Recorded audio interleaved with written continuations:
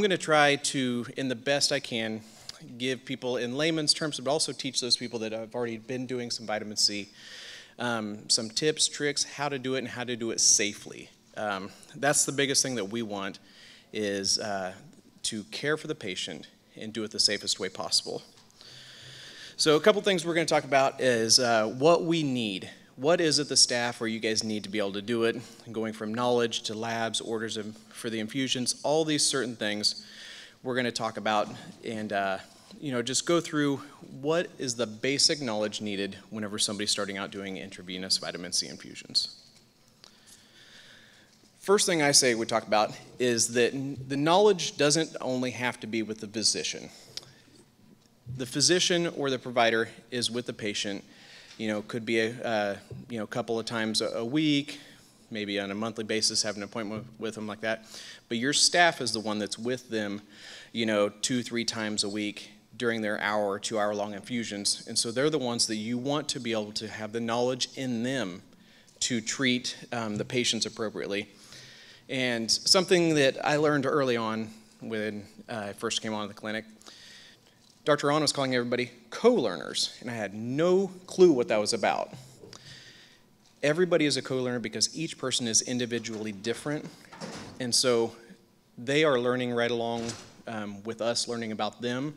And so what's the better way than to have everybody be able to educate people and really get them on the same page? So some of the basic knowledge that is needed, I got on here, is the aseptic technique, starting an IV. Per the National Infusion Nurses Society, ChloraPrep, or chlorhexidine, is the gold standard of care when starting infusions. You clean the area. It is not alcohol prep swabs. That is good. It does the job. Did it for many years and stuff like that myself, but it is not the gold standard. So ChloraPrep, chlorhexidine, little swabs, you can get them from places, very inexpensive, a little bit more than alcohol swabs, but it's what you need to do. Also, I learned in my previous, if you're doing blood cultures, that's where the biggest thing is. You want absolutely nothing there. It's what they're used for that. So, why not just do the extra mile, do the gold standard of care. Infection control, we use hydrogen peroxide and a 50-50 vinegar and water solution to clean areas, clean the countertops, everything, instead of bleach. Bleach, as you know, it can irritate people's breathing and stuff like that. You don't want to have to worry about that. Another, almost the most important thing for starting an IV is you got to be able to start the IV. 24 gauge IV catheter is small. And whenever people ask, patients say, oh, I'm scared of needles, what are you doing? You're using the smallest needle possible. Literally, if you're going to give an IV to an infant, you are going to use a 24 gauge IV catheter. It completely works well for all infusions. You don't have to worry about, oh, my patient's going to be here for hours. No, not at all. It's going to work just great. You're going to get it going perfectly. Vital signs. You got to be able to do assessment. The staff that's going to be able to do the infusion needs to be able to know blood pressure, what's safe, what's the standard, or what's the protocol at your clinic to be able to do it. They also need to be able to do an assessment on the patient, say, they're pedal edema, or they're gaining fluids, or they're just not doing well today. What should I do? And then the biggest one, the staff giving the infusion needs to know what they're giving the patient. If they can't answer a question, if a patient says, what am I getting? They should not be doing IVs yet. Guess what? It's going to be Charlie Brown. If your staff does not know what they're doing, you're going to be like Charlie Brown screaming at yourself saying, why? It's the most important thing that you can do is to be educated to tell the person what you're putting in their body. Another thing, the bare minimum of what you need for laboratory testing for your patients, just the bare minimum, not even starting with the nutrient testing and things like that, is CBC, CMP, a G6PD, and then, once you get going, the other important one I want to talk about is the plasma vitamin C level. With the CMP, biggest thing we're looking for is the kidney function. You should not be doing infusions on people, or very cautious or low and slow infusions if they have renal impairment or anything like that. So that's really what you're looking for. G6PD. It is checking an enzyme on the blood cell They cannot be deficient. Dr. Ron and the doctors that we worked with said, hey, their level can be higher, but if they are deficient, you will not give it. It's rare. I think we've only seen maybe 1 or 2 that I've ever heard of it at the clinic ever.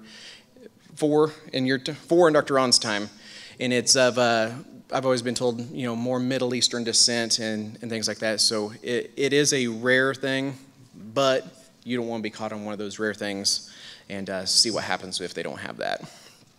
The last one, the important one, is the plasma vitamin C level.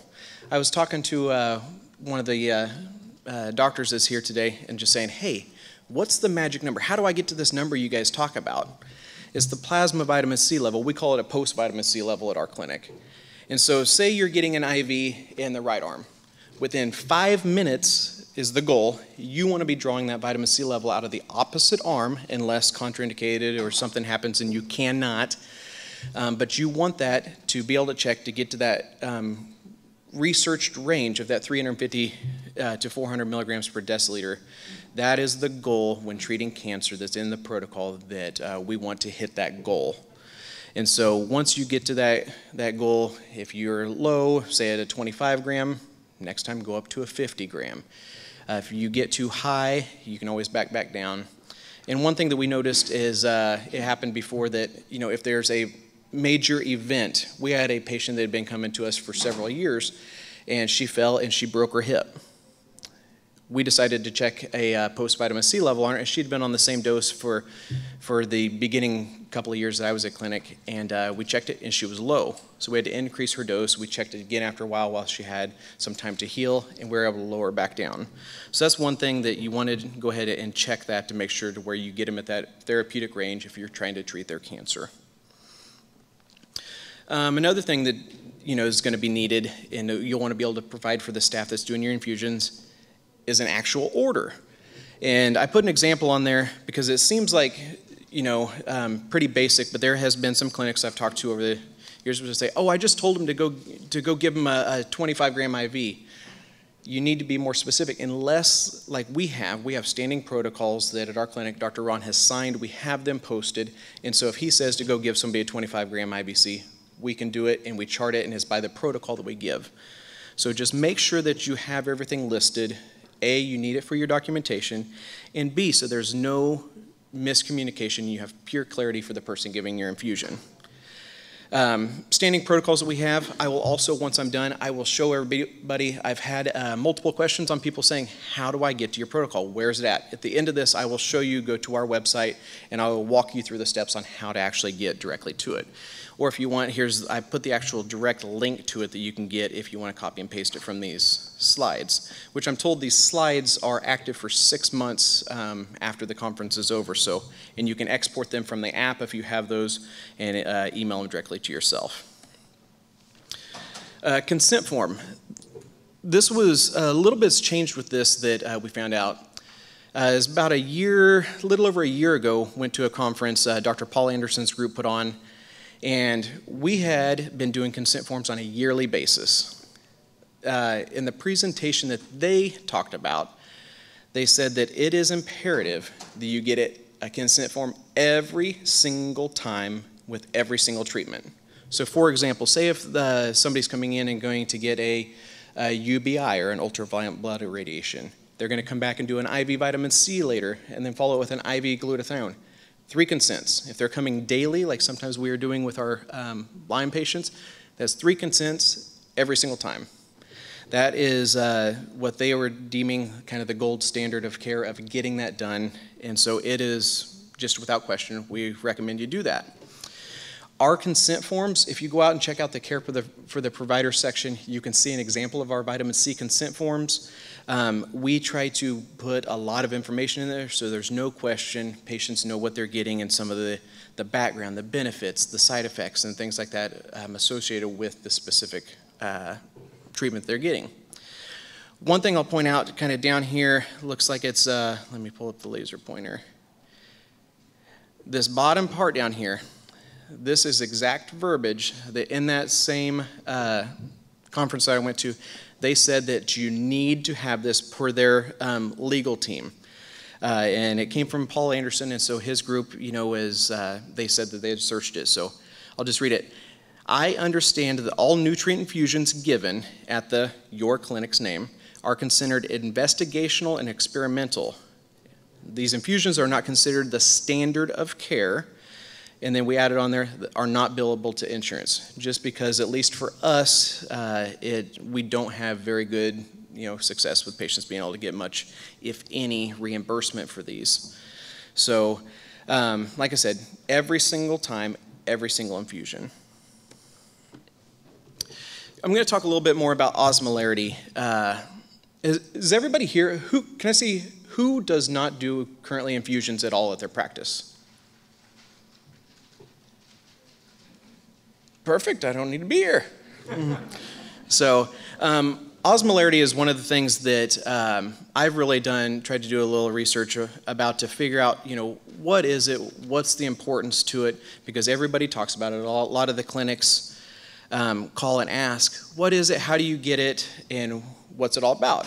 So osmolarity is the true definition is the concentration of a solution expressed as the total number of solute particles per liter.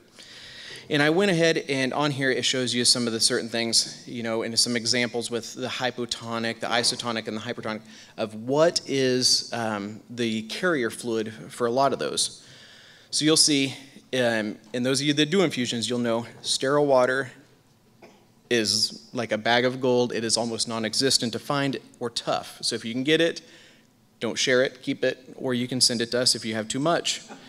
And so what you'll see is you'll look at the osmolarities and what you want with that.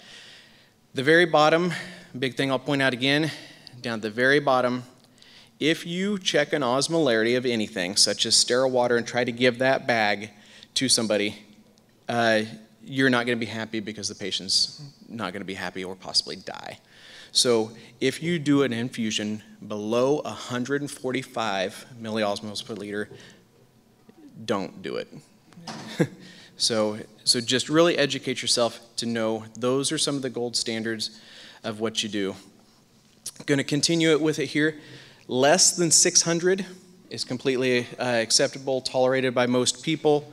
If you go below 145, you're going to regret it. 600 to 1200 is generally tolerated by all. We do not give any infusion over 1200. Our infusions, and we'll see here in a second, I'll show you an example on one of the slides coming up after we show how to calculate it, is our infusions, like a 25 gram, is about 1,003 milligrams per deciliter. You can check yours on every single infusion. If you ever change anything or add anything in, please recalculate it, because it's very important. You can create some side effects, phlebitis, your patient's not going to have an enjoyable experience, not going to come back, not going to get better, and you're going to not have the success that you could have with the patients. So here is an example. I actually got this Central Drug, a pharmacy. They have a couple of cool little calculating tools by hand. And so the top of it is the test, you might say, with the answers at the bottom. And so easy way you'll do it, let me show you on this next slide. Here's a chart that they also put out. Some pharmacies can put this out. Here's their example. So you would look and say, okay, ascorbic acid. It has an osmolarity of 6.05. Then you're looking back on this sheet, and you'd put, okay, I'm going to use 40 mLs of it. Down at the bottom, you multiply it across, 242 milliosmoles. And so how you get this is you take the total milliosmoles. So in this example, we're adding a lot of stuff into this infusion. So you look up here, you calculate all the way across, get your total milliosmoles, so you have the 260.28, the total milliliters of fluid. Take into account everything that you add. Don't just say, oh, I'm giving them a 250 ml bag of sterile water. You're adding stuff to it. Take that times 1,000, divide those two, multiply it by 1,000, and you get your milliosmoles. If you want the much easier way to do it, here's an example. McGuff has a fabulous software that you can get from them. And I even talked to Ron McGuff and his team that he brought. They have some of them here, and they're very cheap. I don't know about a specific price, $50, $55, something like that. You can get the software. You literally type in what you're getting, and hopefully you guys can see this. So down at the bottom, I typed in, 250 mLs of sterile water, 50 mLs of ascorbic acid, or 25 grams, 2 mLs of the magnesium chloride, and there it is. So 1,003 is for a standard 25-gram infusion. So we could do that, and it was very well tolerated at 1,000. So again, use the software calculating tool unless you want to do it by hand, and it just makes it a lot easier for you. Next thing we'll talk about is pH, and I want to thank Dr. Nina Mikarova. She is our director of research, who you guys heard from earlier. She helped put this graph together. We had an instance to where we changed our ascorbic acid, where the pharmacy we were getting it from, and there's some changes. And we thought that there was a correlation to where patients were coming in, 80–90% of them were saying, my IV is stinging and burning. First thing that we thought of, we're like, okay, let's look. Our osmolarity is right. We didn't change anything. Next thing I asked Dr. Nina, I was like, what could it be? And she goes, check the pH. So that's what we started doing. And here you'll see some examples, and so we used 2 different companies just to check. And company A, company B, and you'll see that they were, pretty acidic. So over on the 15-gram side, on the left-hand side, you'll see, okay, once we made a 15-gram, just our standard by protocol, and drew out some to check, we were looking at about 5.7 was the pH, pretty acidic. Same exact thing from another company, we're looking about 6.4 was the pH there. The blue is whenever we added in bicarb with both of those. Bicarb is what we added in there, and it really helped to simply take out the burning and stuff like that. So we truly believed it was a pH issue of some more acidic fluid going in there, irritating the vein. So this is just a graph to show, know the pH of the infusion you're giving. That is an easy tool to pull out a sample of it and check and see what it is and what you're giving, and that gives you the data, should I add some sodium bicarb. And when I say add some, we've added 5 mLs, 10 mLs, a small amount of just the standard 8.4% sodium bicarb. So it was just a neat little small research that we did to see what is going on. We did repeat it again to find out it could have possibly been just a change in the lot, and we have not had any issues with that since. So patients are happy with us again. Here, a lot of people say, where do you get your stuff? And one of the things we do, and I'll give you the information later, is we have a shadowing program, is what we call it. And you can come, you can spend the time with the doctors to see how they treat their patients whenever they see them, why they order the infusions they do. And then you can come to see our nursing staff. We have a great 3 nursing staff in our Wichita location, 3 nurses at our Kansas City location, and 1 at our Hayes location. And each of them, you can meet with them and see how they do it. And then I take the time to personally set one-on-one and show where we get it. And so here's just an example of some of the companies we get our IV products from. McGuff is here, and they are the gracious ones that if anybody has taken advantage of the infusions over there, they donated some of the bags of sterile water, and they donated 90 vials of the Ascor, and that's why we're able to give the first 90 vials that we have and do the infusions for like a 25-gram or less for only $50. So we're very thankful for McGuff for being able to present us with that opportunity, along with the sterile water, because without that sterile water, we possibly would not have been able to do this to still be able to have enough back at home base to give our infusions. So there's some. We're lucky. Imprimus, who's on here, is another company based out of California that we've used before and have had good, success with. KRS Global is based out of Florida, so you have people on both sides of the United States that can help. RxQ is a newer one that we had found to where they have a lot of the products that they are a 503B. You can order some of the B complex, the dexpanthenol, biotin, any of those things that you might add in. And then we are lucky enough here in Wichita, Custom Rx is a local one that's really helped supply, and they can supply a lot of states as well with not only just the IV products, but some other things you want. But McGuff also has the ability, they do international shipping, and I know there's a gentleman that I've been talking to a lot. They have the ability, they checked, they can ship it clear into the Caribbean, no problem with any of their supplies, whether it be their IV products or their medical supplies, because they can do basically everything. Anything you need from IV tubing over to IV products and such. I don't think they have any fluids because they haven't given me any more. Kind of another thing that it makes a difference for the patients is what's in the area, what are we doing for them, what's the area like that they're having the infusions in, and can you keep them comfortable? So a couple things, make sure you stick up with the OSHA standards. You don't want it to be on carpet. It needs to be a wipeable surface to be able to clean up after them if you make a mess or anything like that. You're supposed to use safety needles. Again, some of the cleaning solutions that we use that is not irritating to the patients, believe me, we have some that'll let us know, as you guys probably do, that they might not like it. And then some of the bigger ones that, again, patients let you know, you're putting in, at best, room temperature fluid into the IV. Plus, a lot of the product has to be kept in the refrigerator. So, take the time to set it out ahead of time to make sure it's not cold coming out of the refrigerator, going into the bag, and then going right into their infusion. But blankets, heating pads, if you're having trouble with somebody, put them on a heating pad and warm up their IV or their arm for an IV before you start, and you'll be amazed where something you didn't think was there, it'll pop up and you can see it and start their IV more effectively. Other things that we found out, essential oil diffusers, putting peppermint in there. We have a patient just, educated us more than I thought I'd ever know about essential oils. They said simple things, and so there for a while back when she was coming in, she wanted peppermint oil going, and it helped take care of her headache, and she felt better when she came. So just these little things that makes the patient experience better. I got a picture, and those of you who have taken a tour of the clinic, in our IV area, we have this nice wall to where we put our education tools and stuff on. We have our Health Hunter newsletter to where people can get on there and see what it's about and educate them.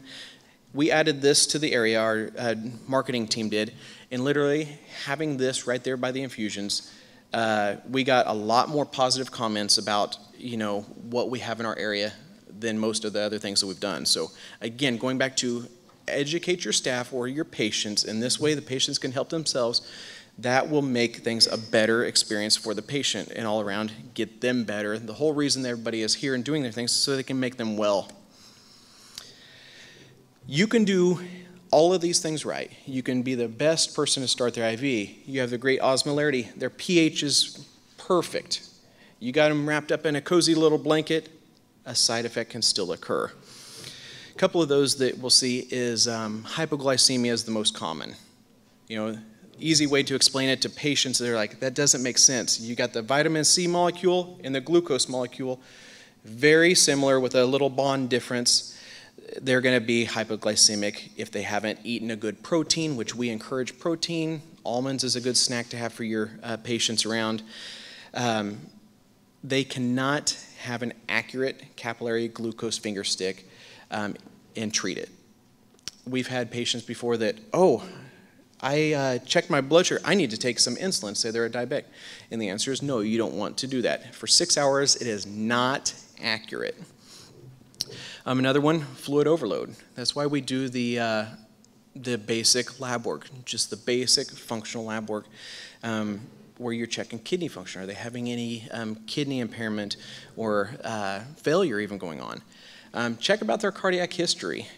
Know what's going on. Osmolarity. If you have a hyperosmolar infusion and you're running it slow, or you have a hypotonic solution, you can create more edema.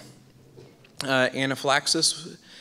One time in the 7 years I've been there, we had a gentleman have an anaphylactic reaction to glutathione. Found out that there was a preservative that was in it that he was allergic to, and we had to deal with that. Vasovagal. People that just don't like to have infusions.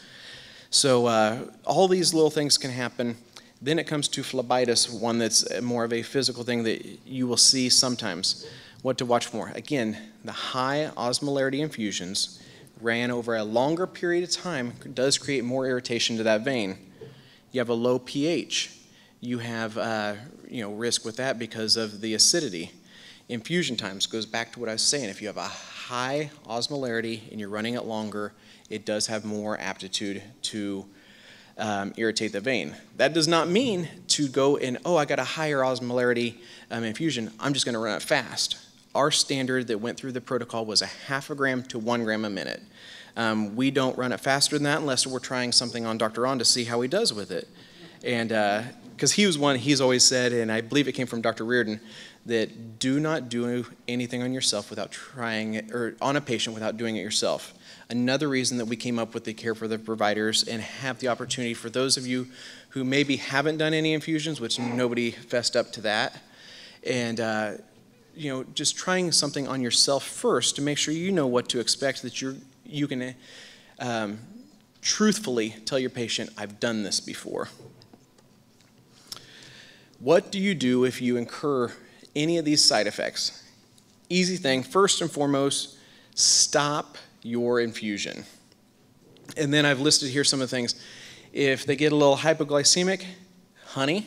We had one person that they had what we suspected to be not a vasovagal, but a hypoglycemic reaction, and the person at that time tried to shove glucose tabs in their mouth. They were out of it, and they're trying to shove tabs in their mouth. In my opinion, that is a choking hazard on top of the fact that you're not going to help them. So we have honey, or they have the IV and have some dextrose on hand. Fluid overload, if you watch your patient and watch those labs for their renal impairment or know their cardiac history or something, and are not trying to be too big of a maverick of trying to do things, you can generally prevent the fluid overload before it even starts. Anaphylaxis, have a little epi, Benadryl, Solumedrol on hand for that one case that's going to have, you know, an anaphylactic reaction. If they do pass out and it's a vasovagal because they're scared of an IV and don't like it, you know, we have recliners. Easy little thing, you know, if you have those old lazy boys where they try to have the arm, get ones. We got some great little steal of a deal on it. Push a little button, have little power ones, lay them back, cool cloth on them, let them just come back to, and they'll be fine, and they'll probably forgot about what happened. And acutely pull the feet up. Yes. Yep. Once you get them down, raise up the feet. If anybody watches like boxing or MMA martial arts fights, what you'll see, they knock them out. Somebody will a lot of times lift up their legs where get the blood flow back to them. So I like to watch all that stuff. So phlebitis, warm compress, sometimes cool can help. And one thing that we had before is we had some patients that we went through a little string a couple of years ago, and one of them was actually, he was a surgeon out of Topeka. And I'm getting a little phlebitis, what do I do? And I don't want to just have to walk around and put it warm on, what do I do? We tried MSM lotion on him, and guess what? He started telling everybody else there and anybody else, and we went through a string of it, and we had great success using some MSM lotion too. So that's another thought to help. Along with it, what I was saying, emergency supplies. Even out here, I brought our AED. I think it's basically a necessity that's in most places. It is a little bit of an expense up front, but an AED is something simple. Have it on site just in case. The rest of the things I have here, we have a crash cart to where we can push just if needed. Knock on wood, we've never really needed it at all for ours, but it has the standard items and supplies that you might need in any of those situations. So next slide here. Here is just a little bit of the information, and if you take this link, again, it's on our website. You can go directly and see a little bit more about what our shadow experience is about.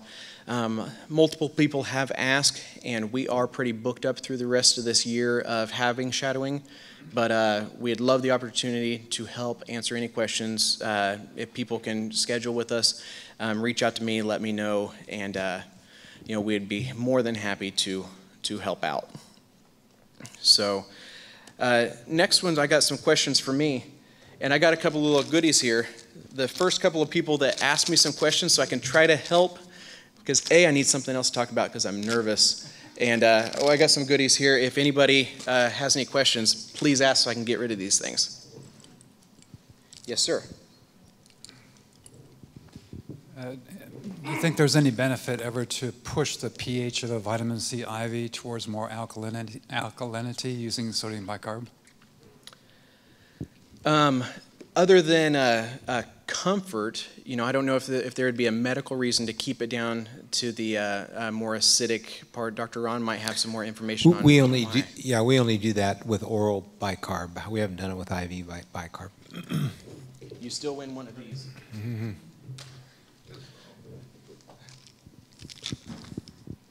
Hi. Hello. To transfer the vitamin C to the sterile water to the solution, what do you use, a syringe and a needle, or do you use a transfer? Yeah, good question. We use a syringe and a needle, and if you want, stop by and check out what the supplies we have. We use, since it comes in a 25 gram per vial, and it's 50 mLs, we use I think they come in actually 60 ml syringes, but we use a syringe. And the needle that we use is called an admix needle. If you use a standard 18 gauge needle, you can core the little plastic puncture on the top of the vial. An admix needle looks like a harpoon. If you ever watched like a whale show or something like that, and they ever harpoon things or do those crazy things, it looks like the same thing. It's a special needle that definitely you will not ever give an injection with, but it's called an admix needle. What's that? No core.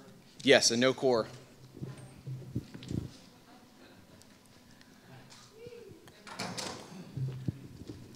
Chris, when the pH is too low, so you add bicarb, and you said oral?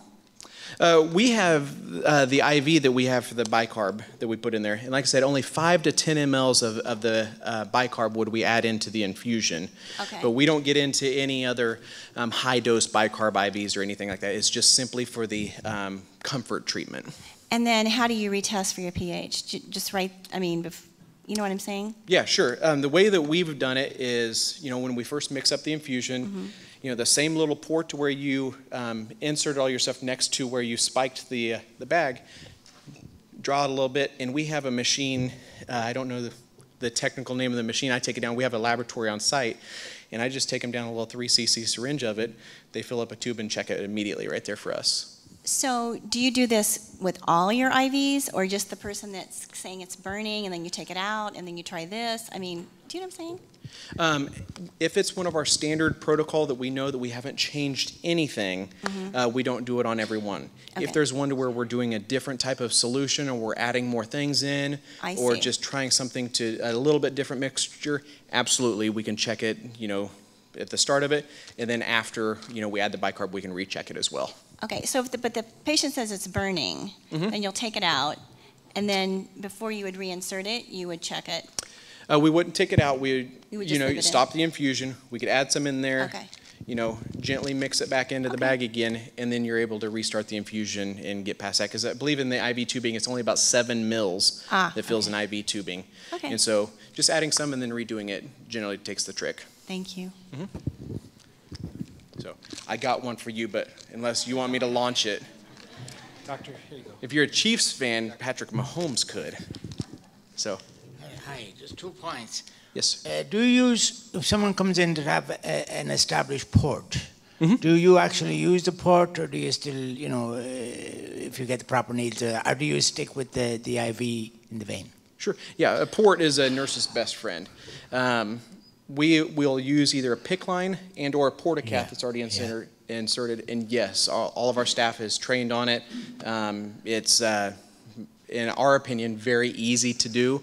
Absolutely, we will use the port.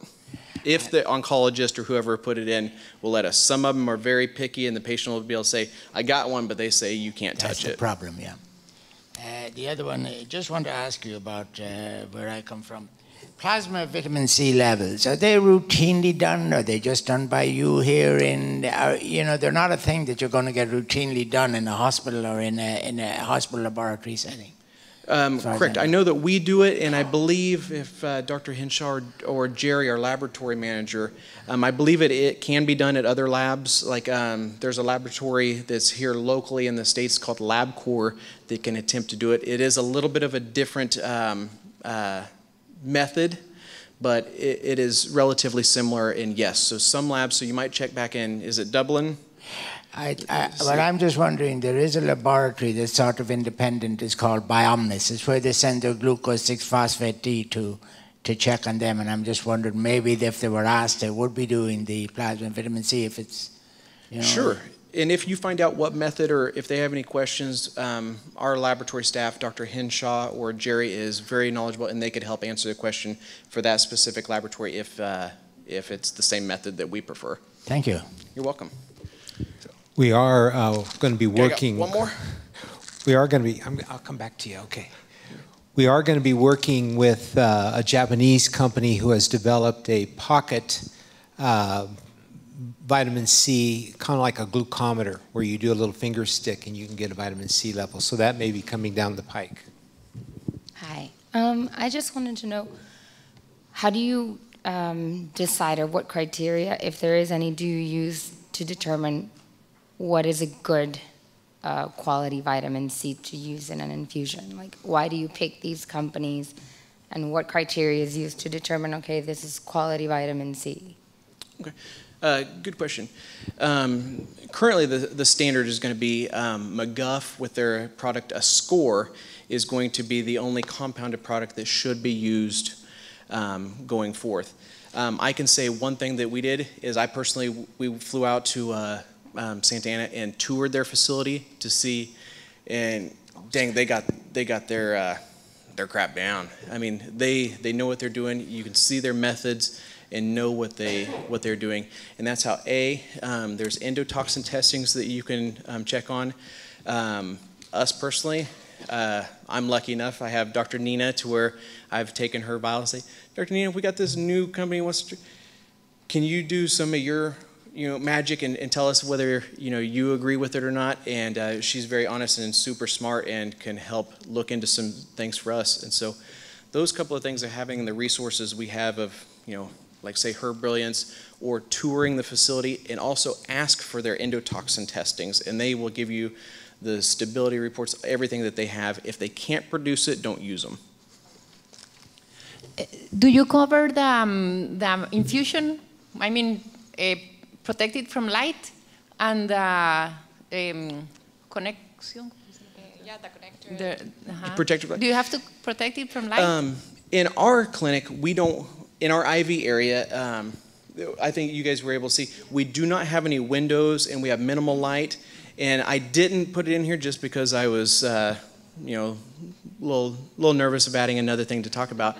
But we did do a small little research, thanks to Dr. Nina, of taking some product and seeing how long it sits there in light and what it, depletes. And at the initial, say an hour-ish or so, it's minimal.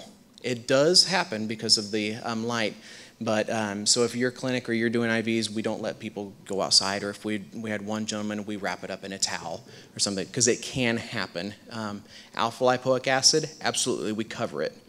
And so, better answer your question, yes, it can deplete it, and it would be good practice to go ahead and cover it up if you have any good light source around it. I'll get to you. Yeah, here we go. Do you give potassium along with your vitamin C at the time? We don't, but we're looking into it.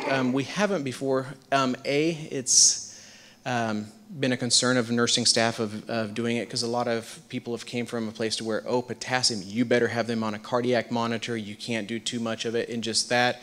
But I was talking with Dr. Lucas Timms, our new doctor. He was asking about it, and we're looking at possibly seeing about adding that in some smaller doses and stuff like that. But because it can, potassium is a big electrolyte that is depleted if you're doing, frequent continuous infusions of IV vitamin C and stuff. So yes, it is a worry. And one thing I didn't mention we check is Dr. Ron has set forth either after every 8 IVs or every 3 months, no matter what, if you're getting infusions with us, we're going to check another CMP level to check your electrolytes to see where you're at. And also, are your infusions all preservative-free? Yes. To the best we can. Like the magnesium chloride is a manufactured multi-dose vial and stuff. But yes, every single thing that we can get is obviously, we prefer preservative-free. Like the vitamin C and everything that we can get single-dose preservative-free vials. Thank you. I'll come back to you.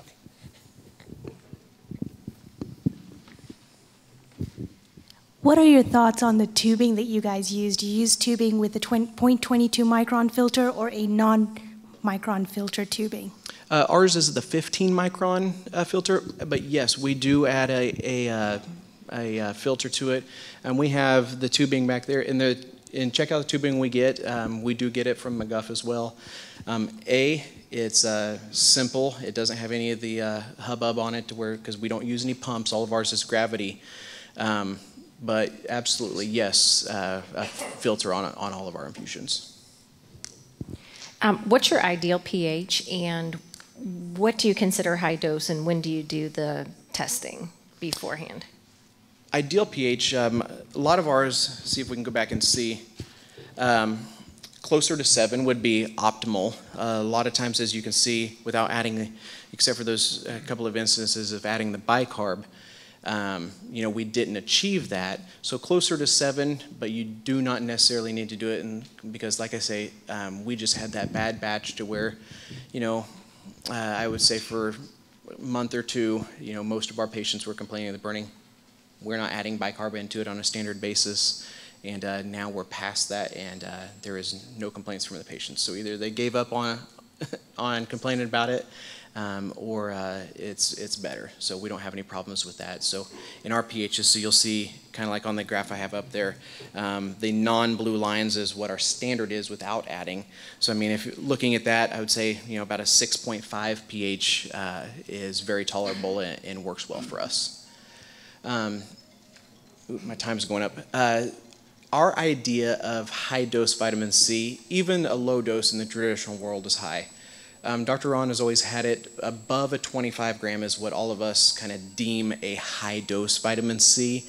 Anything above that, simply because that's where, no matter what, even if they're not in the worry case of checking a G6PD level or being in that Middle Eastern descent or any worry about that, we will consider a high dose above 25 generally. Do you routinely add other ingredients to your vitamin C IVs like magnesium, B complex, and other B vitamins, et cetera? Sure. We have the ability to add multiple things into it, into our standard, and especially with our cancer patients, it seems like we see a lot of those. It will be the vitamin C and then the magnesium chloride. B complex absolutely is a very common one. We have zinc available again. We've added biotin, dexpanthenol. We do have multiple options of things, yes. Our standard, just basics that we put in there, and it meets that crazy USP 797 law to where you have to mix everything more than 3 products under a hood. So we have our sterile water, vitamin C and magnesium. Then we are technically within law of the USP 797 to where, it doesn't necessarily have to be mixed under a hood, which we do have because we do add a lot of other things. So what is your routine solution that you use most commonly? The bag, what we?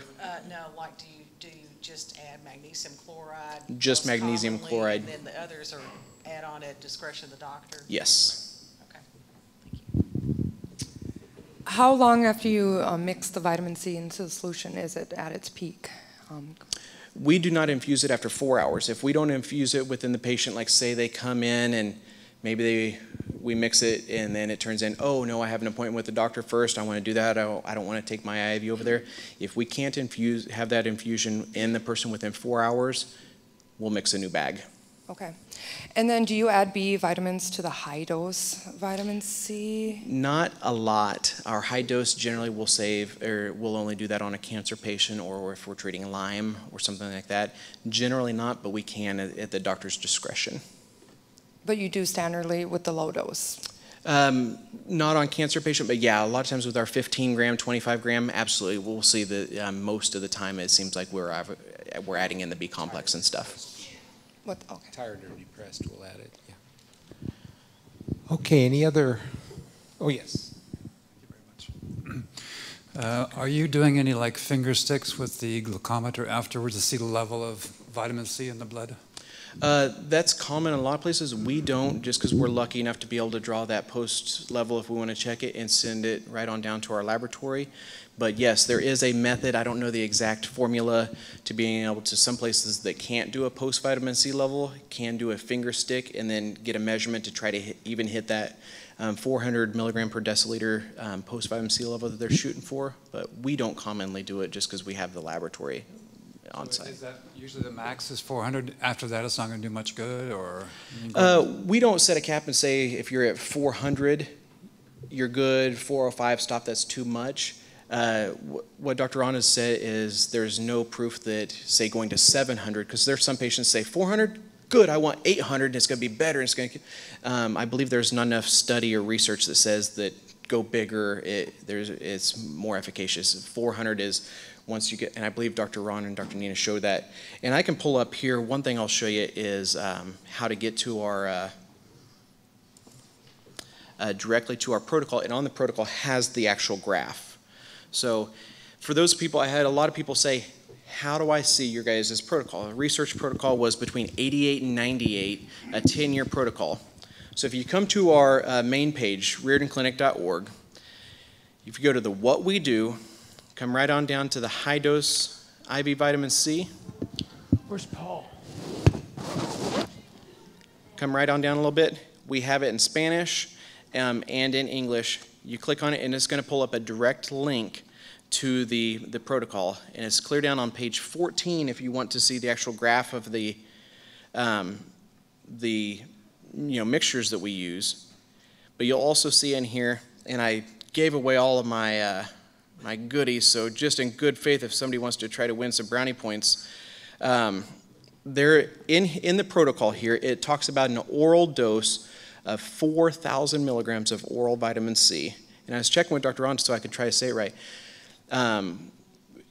We don't know why, but in there, and it said if you take the oral 4,000 milligrams, there is a reason that maybe it's just simply into your system, or Dr. Nina might have more, to where it seems like you absorb IV better, and it was used in the protocol. And so a lot of people ask, what's the standard? And so we've always, since I was brought on and taught, 4,000 milligrams of oral vitamin C as well will help. And so sometimes if you're right on tinkering that line of, I got to get to 400, and say I'm at 390, make sure they're taking adequate oral vitamin C to attempt to help that as well. And then sometimes, before the IV. Sure, just on a daily basis. And then there's even been times where Dr. Ron said, okay, this person's right there at 350. Do we need to try to increase their dose? Or no, just let them do that dose 2 to 3 times a week for a month, and then recheck it again, and maybe doing those will be okay. Uh-oh, Dr. Nina's coming to get me. Dr. Nina's, I would have came to you for the question. You can't ask me a hard one. Or I would like to explain people how we got this 400 milligrams per deciliter, which you would like to reach. It was got 20 years ago when we did cell culture study. And in this cell culture, we plated tumor cells. To kill half of these tumor cells, we needed 400 milligrams per deciliter. What is going on in body and how much you should reach, it really is not known.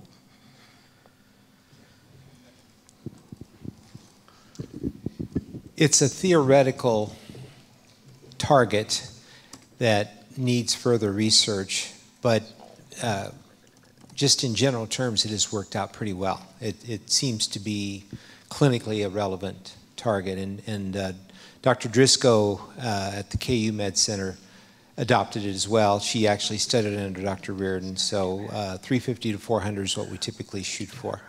And so clinically speaking, I think it's relevant. So. Okay, I think what we're going to do now is go on to the cases. How about if we give Chris a big hand for doing a great job? You got one more? No, I forgot the 5th person. Oh. Who did I for?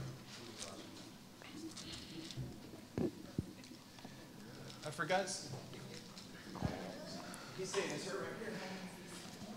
So while we're getting set up for that, we're going to start out, before we jump into a bunch, we've kind of been doing questions. And so we have a new doctor at the Reardon Clinic in the Kansas City satellite. And this is Dr. Lucas Timms. And so Dr. Timms is a naturopathic oncologist who graduated from the Phoenix Naturopathic School and went and did a 2-year oncologic residency at Cancer Treatment Centers of America, and ended up staying on with them for another 6 years or something like that. Is that about right? And became their head naturopathic director. And so he wanted to get more involved with the, he was doing a lot in conjunction with the oncologists there, but he felt an urge to kind of fly on his own a little bit more. And so Dr. Timms recently joined our staff, for which we are very pleased. He was a graduate of our last IVC symposium, not our teaching course last year. And so I've asked him to just do a couple case presentations. He did these for the general public here a month or so ago, but they're really good. And so please welcome Dr. Lucas Timms.